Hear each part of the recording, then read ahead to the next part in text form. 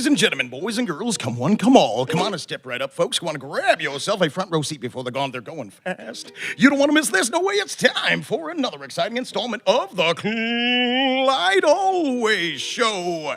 With me, your always clever, always handsome, always charming host, Clyde Always. And I have traveled far and wide with one objective, that being to recite for you fine folks some poetry. And this first poem was written by my late mentor, and he's a man most of you knew and loved. And he, like me, had an intention as a poet, that being to entertain, inspire, amuse, and uplift his readers and listeners. His name was Stephen Kopel, and this is one of his works. It's entitled Harmonica Blues. Why is Patrick pushing a DeSoto sedan?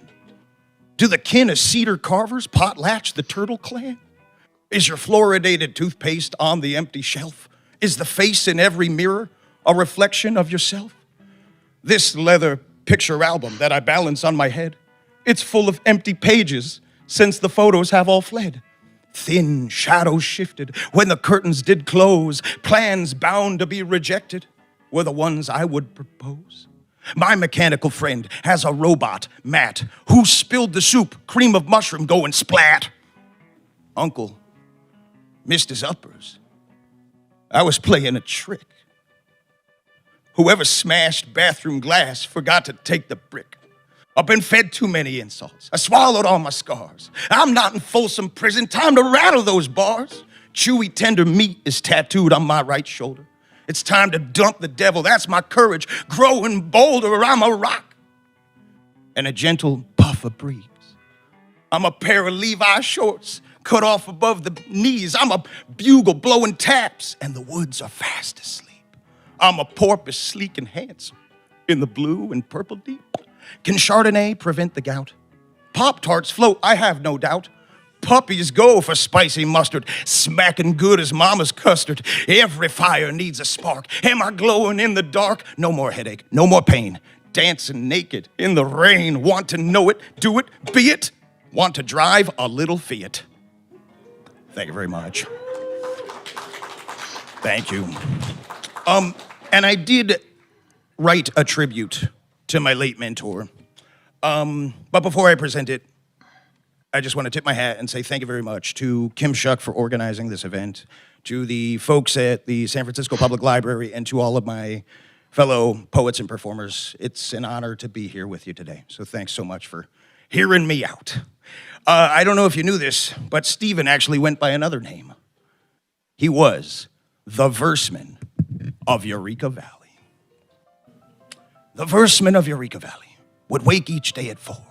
And he'd tally 5,000 crunches, then 5,000 crunches more. By daybreak, over his freshest lines, he'd ponder aloud to his quill, well, if these don't win us that Pulitzer, hell if I know what will.